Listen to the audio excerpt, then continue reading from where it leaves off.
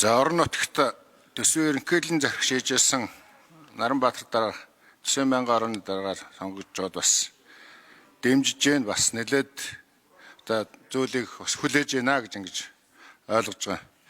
За нэгдүгээр асуудал энэ төсвийн цаглуурыг нэг анхаарч үзээч. Энэ доод шатнаас дамжиж явж байгаа хамгийн сүүл салуур яамууд дээрээс сангийн яам руу 7 сарын 25-нд мэдээг өгдөг. Ингээ 9 сарын 1-нд барьдаг. Яг наадам амралтын үед таардаг. Бүх төрлийн албан агч нар амарцсан байдаг. Ингээд 9 сарын 1-нд төсөв өргөн барихад үндсэндээ одоо магадлалаа хийлгэж амжаагүй одоо аудитор орж амжаагүй гэдэг юм уу? Зураг хөргөн дутуу. Ингээд одоо дараагийн төсвийн жил төсөвд орох боломжоос одоо хангаж чаддгүй. Энийг та нар бас анхаарч үзээч гэж ингэж бодож байгаа. За нөгөөдөл ер нь улсын хэмжээнд байгаа зарцсан барилгуудыг нэг дуусгуул яасан юм бэ? Төсвийг 3 хувааж тавьдаг асуудал бол буруу байна. Яагаад гэвэл үндсэндээ одоо энэ өртөг нэмэгдэж байгаа дуусахгүй чанаргүй барилга бол 3 хувааж тавьж байгаатай. Нэг цэцэрлэг нэг эхлээд нэг жилийн хэдий ч энэ удлаа бол өртөг нэмэгдээд байгаа байхгүй. Тэр хүмүүсийг буруутгах боломж байна. Нэг 6 тэрбумын цэцэрлэгийг 2-2-оор нь тавьчихдээ. Тэгээ эхнийхээгээ идэж байгаад тэр чинь цалин цагаа өвөлжин мандыг 3 жил нэг цэцэрлэг. Тэр чинь нэг жилд хэдэн мянган айлын орон сууц барьж штэ хувийн хэвшлийнхэн. Ингэхэд нэг жижигхэн блок цэцэрлэгийг 3 жил бариа гэдэг чинь өөрөө өртөг зардлаа асар ихээр нэмэгдүүлээ гэж готой агаар нэгэн болоод байгаамаа гэдгийг анхаарч өгөөч гэж хэлсэн. За дээр нь энэ уул уурхайн байдлын дэвшварлт.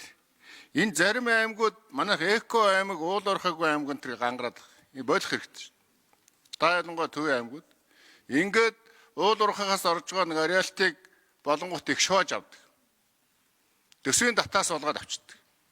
Үүлээ бараад хил гайлтай, хэрүүл зарахтай, газар нутгаа ухуулаад бэлчээр аж ахуйгаа сүйтгэүүлээд байгаа нь болонгот хамаг татвараа өгчдөг. Төсөв төвлөрүүлэн татаад буцаагаад тэгшдгэн хуваарлдаг. Жишээлбэл Аранга, Булган гэдэг төвийн аймагуд байдаг.